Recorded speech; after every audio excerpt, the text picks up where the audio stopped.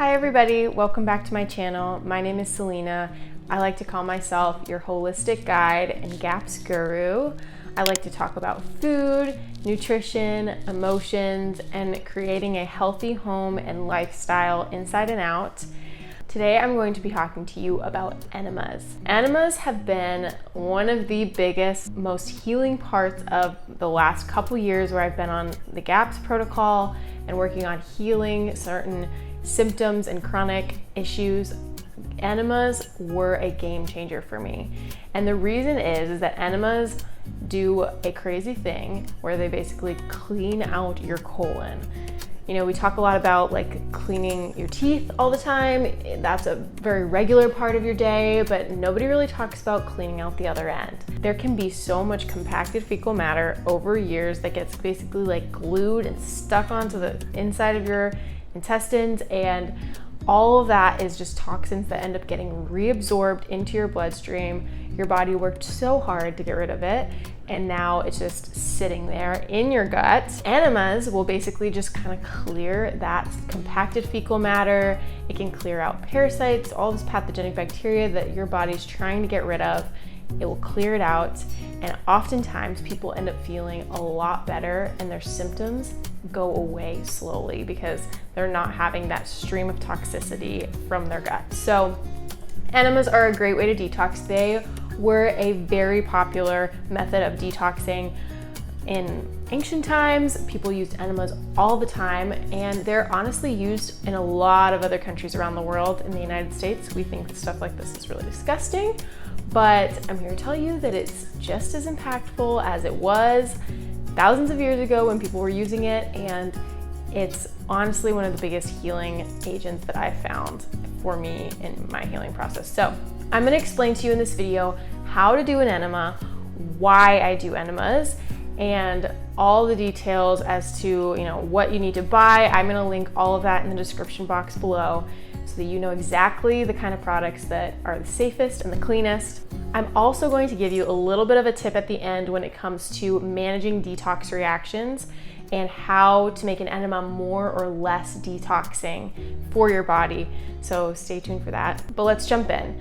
So the first thing that I'm going to mention is that there's a billion different kinds of enemas you can do. If you Google enemas, you'll see that there are anything from coffee enemas to garlic enemas to probiotic enemas, meat stock enemas. Yeah, that's right, meat stock enemas. And you can even just do a water enema. For the purposes of this video, I'm just going to be talking to you about the water enema.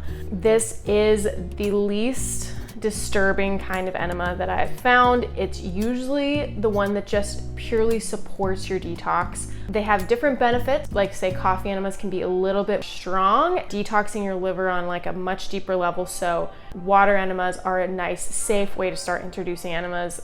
They are the kinds that you buy at the store with the saline solution, except I don't recommend buying the store-bought ones because of the stuff that ends up inside of them. Just like food, crap ends up inside the enemas at the store too, and I want you to have the purest thing. So you're gonna make a homemade enema, and I'm gonna explain to you now what you need to make a homemade water enema, how to do it, and the whole process. So the first thing that you're gonna need is water. And I know that sounds self-explanatory, but you gotta make sure that this water is high quality water.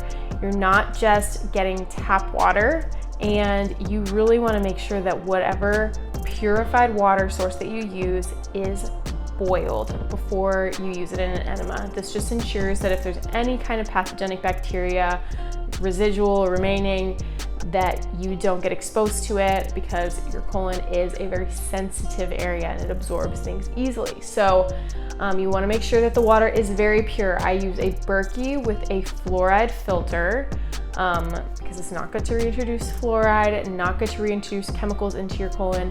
You're trying to minimize the toxicity level. So as pure water as you can find. Berkey is a great option, but you can also, if you don't have access to a Berkey, use spring water from a store. So just go to like a Whole Foods or wherever and buy spring water that doesn't have anything else added into it, and that will be a great option for you for water.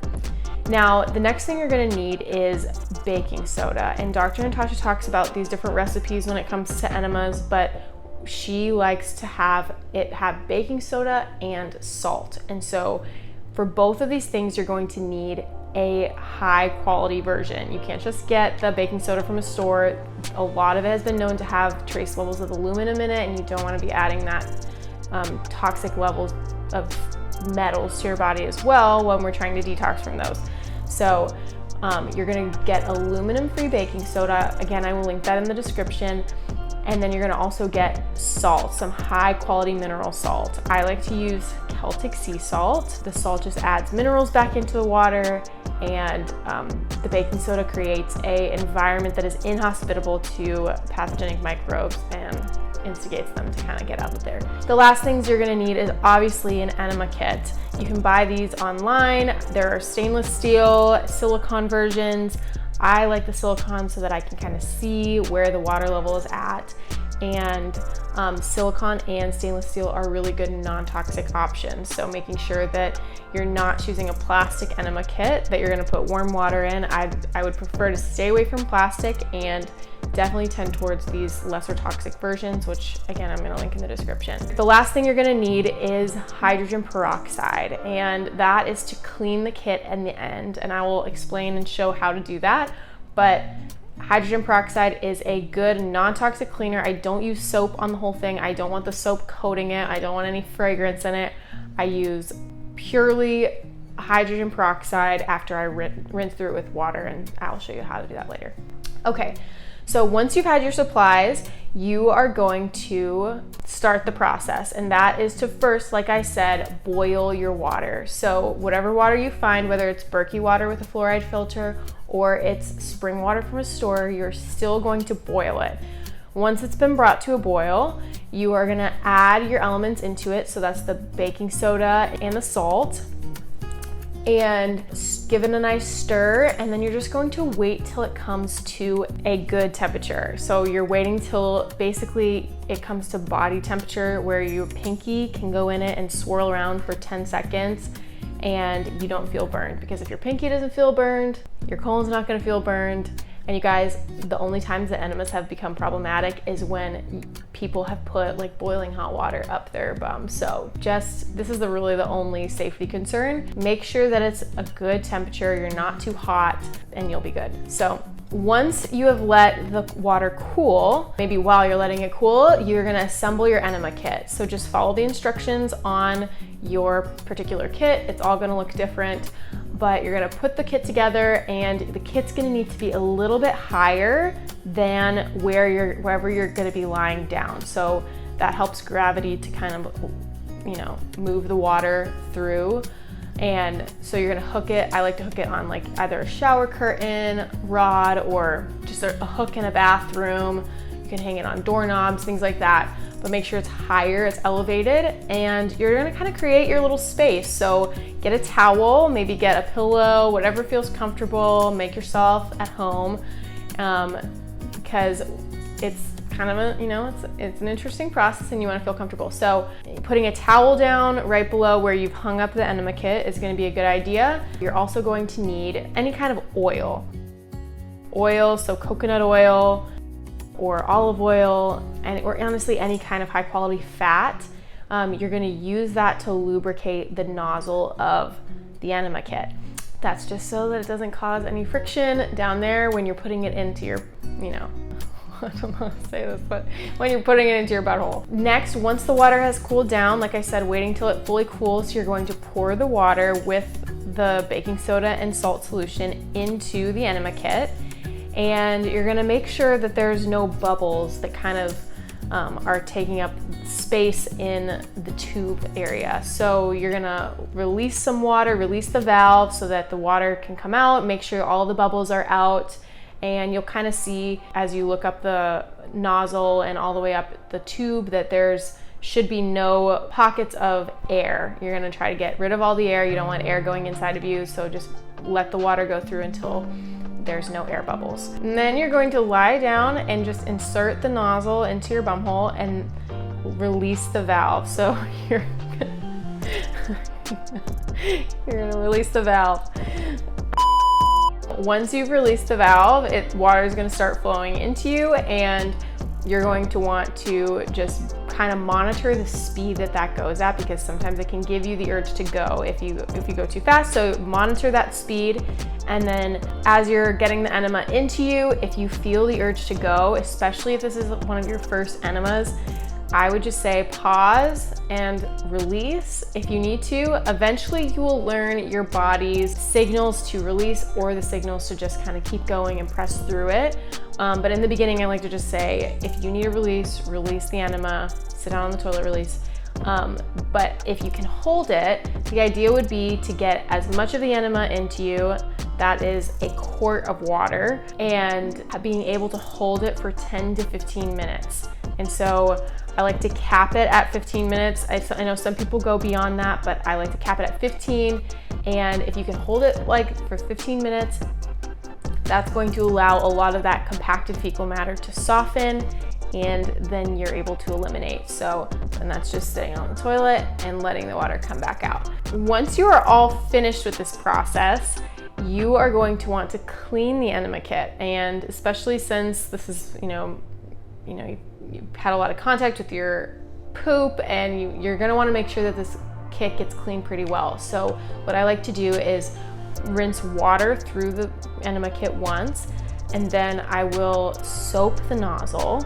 So that's the only part that I will soap. I'll run it under hot water and then just take some foaming soap, some non-toxic foaming soap. I like to use Bronner's and just soap the nozzle. And then I like to just pour hydrogen peroxide in the top part of it. And so you'll pour it into the top of the enema kit, raise it up high so that it pours through. And then I will actually put a little bit of hydrogen peroxide on the end of the nozzle as well, making sure that it is completely sanitized. Next, I'm just going to detach the enema kit. So I'm going to break apart the different parts. I don't break apart every single part every time, just because I do enemas very regularly, and so I don't find it necessary, but I'll break apart the long tube, the end of it, and the main bag, hang the tube over the hook, and really just give it space to air dry. So you're not putting it in a cupboard or hiding with a towel. You want to make sure that it just has good ventilation and it's able to just air out and dry out as much as possible. So that is really the process, you guys. It's not a very challenging process, but like I said, I'm going to give you a couple tips on how to make this process more or less detoxing for you, especially if you're starting out. This might be helpful. So let's start with temperature. So temperature with an enema can actually change whether it's a stronger detox reaction or a lighter detox reaction. And that is basically just saying that the colder the water is, the more detoxing it's going to be. And that's because cold water essentially causes your intestines to kind of spaz and cramp up and release some of that compacted fecal matter a lot more than when it's warmer. So if you're looking to start out, you're probably going to want to start with warm water. Now, the next factor to consider, and I mentioned this before, is the time that you're holding the enema. In the beginning, you might have so much compacted fecal matter that holding it for 1 minute seems challenging, and that is okay. Just do what your body can handle. Listen to your body. Don't push yourself to hold it longer than you can in the beginning. Just kind of build your tolerance for more time as time goes on. So your first enema might not be that long, but that's okay. And again, you're kind of building up to this 10 or 15 minutes of holding an enema. And then the last factor to consider when it comes to how detoxing your enema is the amount. So I mentioned that you're kind of aiming for a quart of water, but you're not always necessarily going to get all of that in you, especially the first time. It can be a kind of new thing for your body, and your body just might need to release sooner. And 1 cup might even be, honestly, a half a cup might actually be, enough to get your bowels moving and put a lot of pressure on your gut. And so you might need to go right away, and that's okay. Your goal is just to listen to your body, do what your body can handle. You can always do multiple enemas at once. So when you're doing the water one at first, maybe you can't hold all 4 cups of water, the quart of water, but maybe you can hold 1 cup. Maybe then the next enema is a lot easier and you can do 2 cups.